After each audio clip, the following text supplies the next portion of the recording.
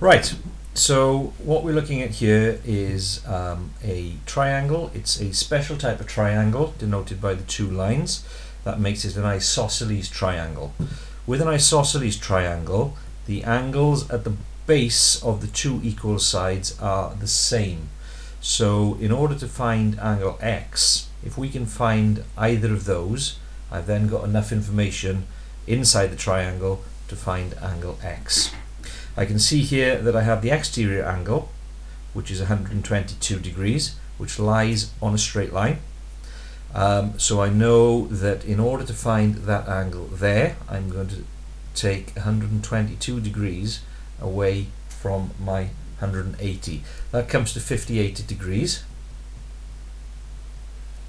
So I know that that angle is 58, and because it's an isosceles, I also know then that this angle is 58 degrees. So those two angles in total come to 116 degrees.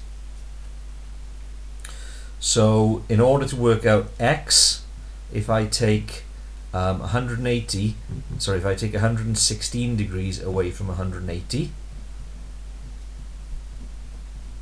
then that will give me my angle X, and that is 64 degrees.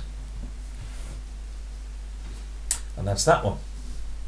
For part B, the key knowledge here is that angles inside a quadrilateral, a four-sided shape, 1, 2, 3, 4, add up to 360 degrees.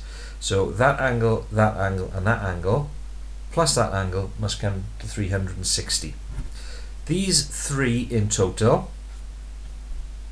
105, 110 and 78. If I add those together, I'm going to get 13, 8, 9, 293 degrees. So this angle here is going to be what's left when I take 293 from 360. So if I do 360 take 293, I'm going to get 67 degrees.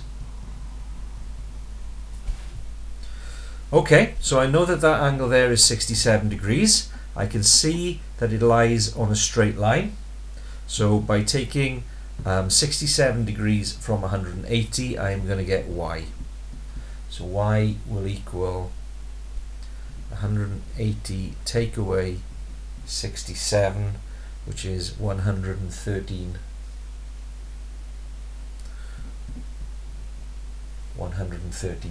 degrees.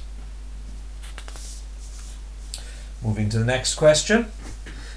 You can see here, almost identical to the previous question, we have an isosceles triangle lying on a straight line, except this time they're giving me one of the internal angles. I know that this angle and this angle are going to be the same. So if I take that from 180, then that will enable me to find how big these angles, or both of those angles, would be.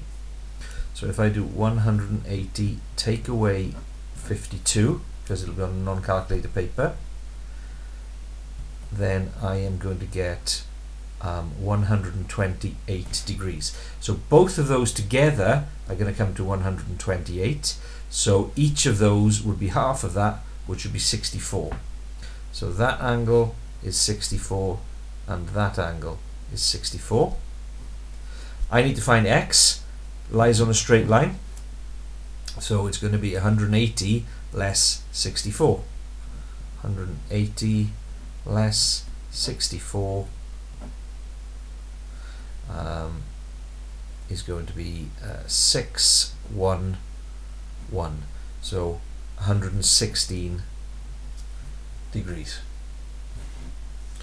Looking at part B, again this time it's a quadrilateral, so I know that those interior angles must all add up to 360 degrees. Here's my straight line, so I know that that plus that must add up to 180, so this must be 95 degrees to make that add up to 180. The three angles that I know in total would be 100 degrees plus the 95 plus the 68.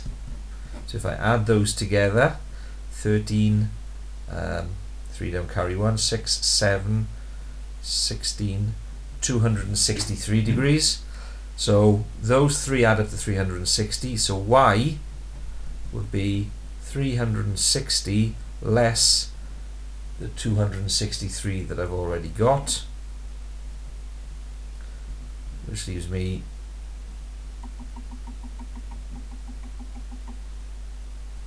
97 degrees. So y is 97 degrees.